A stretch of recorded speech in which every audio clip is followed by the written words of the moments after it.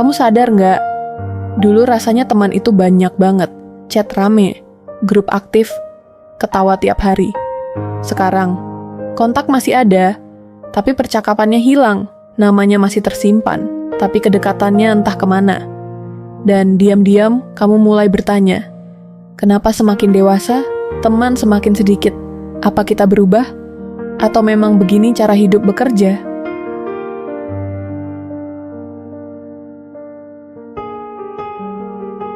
Waktu sekolah, kuliah, atau awal kerja, kita dekat karena sering bertemu. Bukan karena nilai hidup sama, bukan karena tujuan sama, bukan karena frekuensi hati sama, tapi karena kita ada di tempat yang sama, setiap hari ketemu, setiap hari cerita, setiap hari bareng. Kedekatan lahir dari kebiasaan. Tapi ketika fase hidup berubah, yang tersisa bukan lagi intensitas, yang tersisa adalah kecocokan, dan tidak semua hubungan dibangun di atas kecocokan.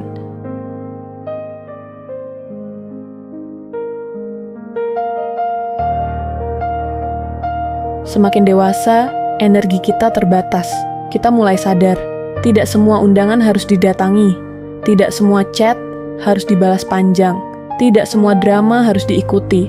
Kita mulai selektif, bukan sombong, bukan berubah jadi dingin, tapi kita belajar menjaga mental. Dan di titik itu, orang-orang yang hanya cocok untuk rame-rame perlahan akan tertinggal. Dulu yang penting nongkrong, sekarang yang penting stabil. Dulu yang penting seru, sekarang yang penting tenang. Temenmu mungkin sedang mengejar karier, ada yang menikah, ada yang pindah kota, ada yang fokus menyembuhkan dirinya sendiri.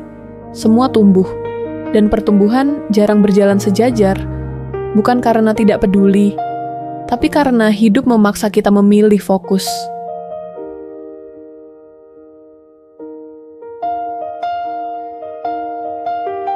Ini yang jarang kita akui.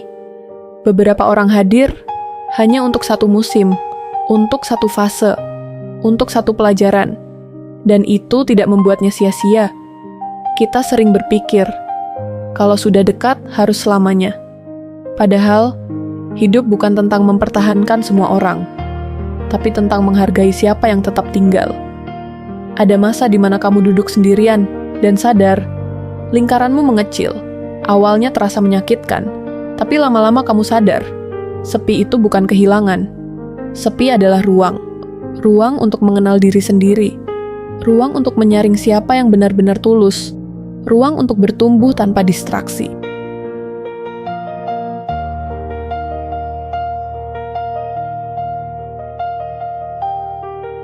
Dewasa bukan tentang punya banyak teman, tapi tentang punya 1-2 orang yang benar-benar ada saat kamu jatuh, yang bisa kamu telepon tanpa basa-basi, yang tidak hanya muncul saat kamu sukses, yang tidak iri saat kamu berkembang. Dan ketika kamu menemukan orang seperti itu, kamu akan sadar, lingkaran kecil bukan kekurangan, itu kemewahan. Kadang kita sedih bukan karena kehilangan orang, tapi karena kehilangan versi lama dari diri kita. Versi yang bebas, versi yang tidak banyak beban, versi yang bisa tertawa tanpa mikir besok harus bayar apa. Tapi hidup memang bergerak, dan semakin kamu naik level, semakin sedikit orang yang bisa berjalan di frekuensi yang sama. Bukan karena kamu lebih baik, tapi karena arahmu berbeda.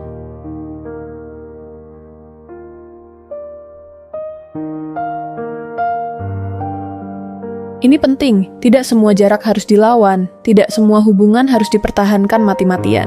Kadang, yang membuat kita lelah bukan kehilangan teman, tapi memaksakan kedekatan yang sudah berubah. Dan kedewasaan adalah berani menerima. Kita pernah dekat, dan itu cukup. Tanpa drama, tanpa benci, tanpa dendam.